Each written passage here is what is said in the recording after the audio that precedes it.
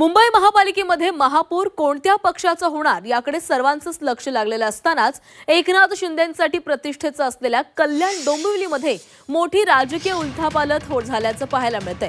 कल्याण डोंबिवली महानगरपालिकेमध्ये एकनाथ शिंदे यांच्या शिवसेनेला राज ठाकरे यांच्या मनसेकडून पाठिंबा देण्यात आलेला आहे। त्यामुळे ठाकरे बंधूंच्या पक्षांमध्ये वाद उद्भवण्याची शक्यता वर्तवली जाते। मात्र भाजपला सत्तेपासून दूर ठेवण्यासाठी मनसेनं शिवसेनेला पाठिंबा दिल्याचं स्वतः शिवसेना खासदार श्रीकांत शिंदे यांनी सांगितलंय।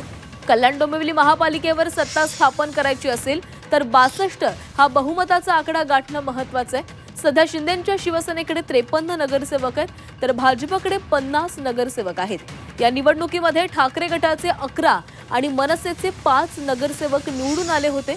मात्र निकालानंतर ठाकरे गटाचे मधुर म्हात्रे आणि कीर्ती ढोणे हे 2 नगरसेवक बेपत्ता झाले होते। हे दोन्ही नगरसेवक शिंदे गटाच्या गळाला लागल्याची चर्चा होती। अशातच ठाकरे गट कोकण विभागीय आयुक्तांकडे आपल्या गटाची नोंदणी करायला जाताना आणखी 2 नगरसेवक गैरहजर होते।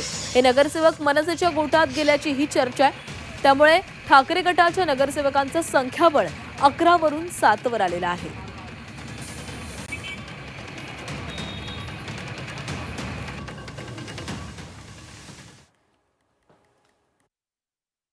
सत्ता स्थापनेसाठी ना आता जे येतील त्यांचं जे आहे स्वागत आहे। मला वाटतं स्थिरतेसाठी कल्याण डोंबिवली महानगरपालिकेमध्ये जेवढे लोक बरोबर येतील त्याच्यामुळे जे आहे डेव्हलपमेंट देखील चांगल्या प्रकारे त्या ठिकाणी होईल।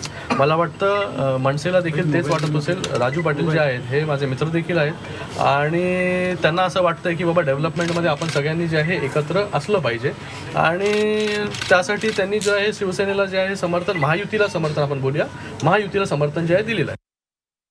विकासासाठी जर सर्वजण एकत्र येत असतील तर आम्ही त्यांचं स्वागतच करू। आमच्या सोबत आले तर आम्ही मनसे म्हणजे काय एमआयएम नाहीये की त्यांना आम्ही बाजूला करायचं। त्याच्यामुळे मनसे जर विकासासाठी जर सोबत येत असतील, काही शहर लेवलची राजकारण असतात, शहर लेवलचं विकासाचं राजकारण असतं, त्यात जर बरोबर येत असतील तर नक्की स्वागत करू।